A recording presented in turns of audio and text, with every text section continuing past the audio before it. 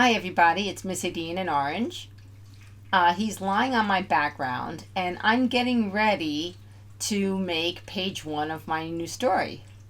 So I have the background right here, and off to the sides I have the figures I made from my stop frame animation. And I took the paper tabs off the bottom so they'll lie flat, and I'm going to use them to make a story. So what I'm going to do is I'm thinking right now about like what their names are and where they're going to be laid on my paper, and waiting for Orange to move. He's going to move. He really wants to be in the middle of everything. It's not that he's trying to stop me from working. He just wants to have some way to help. Okay.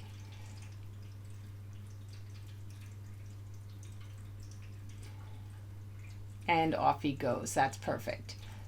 So, okay, what I'm doing is I'm taking some white loose leaf paper and I'm cutting it because I'm going to turn these into speech bubbles that move.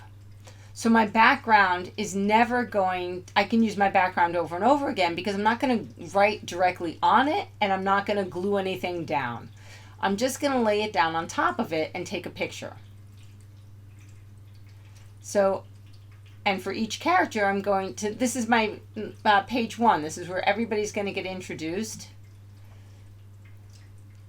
And I'm just writing what their names are. I can see now that I'm going to have to do this writing in a much darker color pencil or in a black pen or marker. And that says, my name is Lucy, and I'm putting Lucy right next to it.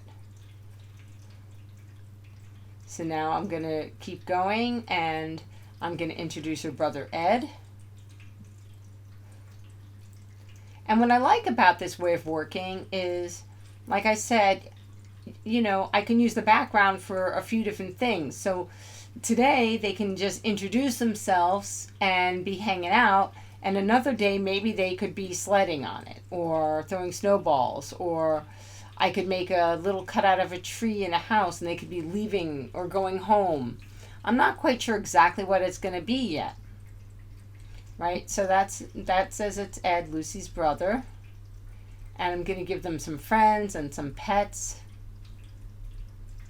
And it is a fun way to do this. Now, you have to write neatly. And as you can see here, I can sort of see what this says. I hope you can too. But then I'm going to have to write in darker colors. And I'm going to have to remember that if I write with a Sharpie, to not write directly on top of my background. Or the black marker will go through. So that is their dog, their cat. They have a cat named Bird, and they have a dog named Turtle. Now the best thing about these papers that moving around is if I don't like where I have my figures, I can move it around and take another picture. So I can give myself a couple options the whole way through. And then I can put all these little speech bubbles in a Ziploc bag and I can save them.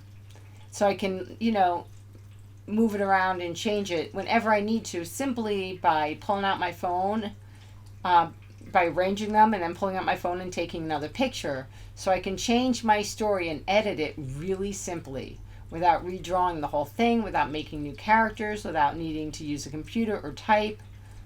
And it is just a fun way to do a story.